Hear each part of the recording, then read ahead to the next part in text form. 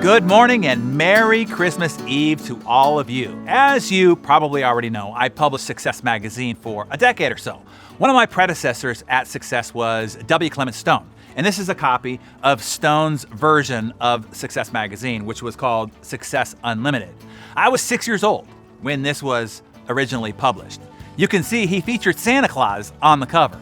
I'd say old St. Nick is worthy of being considered a success, you think?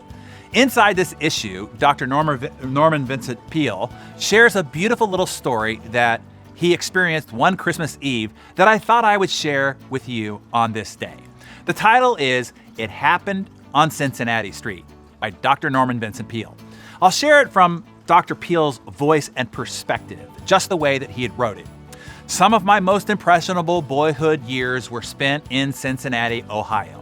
I still remember the huge Christmas tree in Fountain Square, the gleaming decorations, the frosty streets ringing with the sound of carols. Upon East Liberty Street, where we lived, our mother and father always had a Christmas tree with real candles on it, magical candles, which, combined with the fir tree, gave off a wonderful forestry aroma, unique and unforgettable. One Christmas Eve, when I was 12 years old, I was out with my father doing some late Christmas shopping. We were both loaded down with packages, and I was getting tired of it and a bit cross. I was thinking how good it would be to get home when a beggar, a blurry-eyed, unshaven, dirty old man, came up to me and touched my arm with a hand like a claw. He asked me for money. He was so repulsive that instinctively I recoiled. Softly, my father said, "Norman, it's Christmas Eve. You shouldn't treat a man that way." I was not remorseful. "Dad," I complained, "he's nothing but a bum." My father spoke strongly. Maybe he hasn't made much of himself or has fallen on tough times, but he is still a human being worthy of dignity. He then handed me $1, a lot of money for those days, and certainly for my dad's income.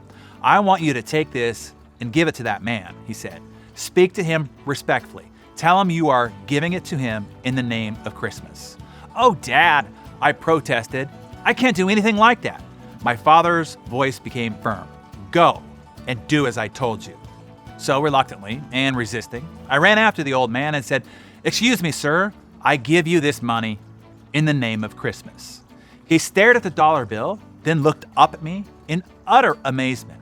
A wonderful smile came to his face, a smile so full of life and beauty that I forgot that he was dirty and unshaven.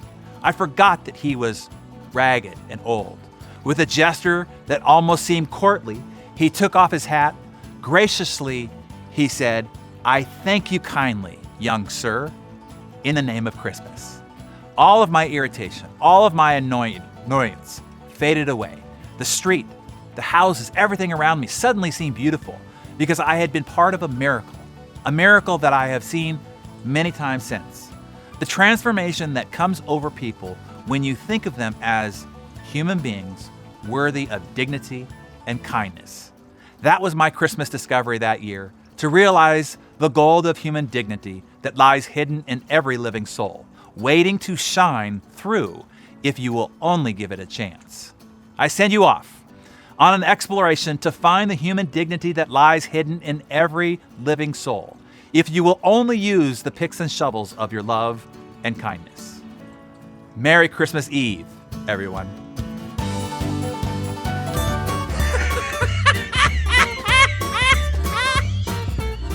It's Friday, everyone.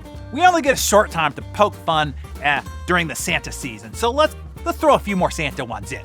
What do you get if you deep fry Santa Claus? Crisp Kringle? Okay, what do you call Santa if he also has a vacation home in the South Pole? Bipolar. And this last one. 3 men died on Christmas Eve.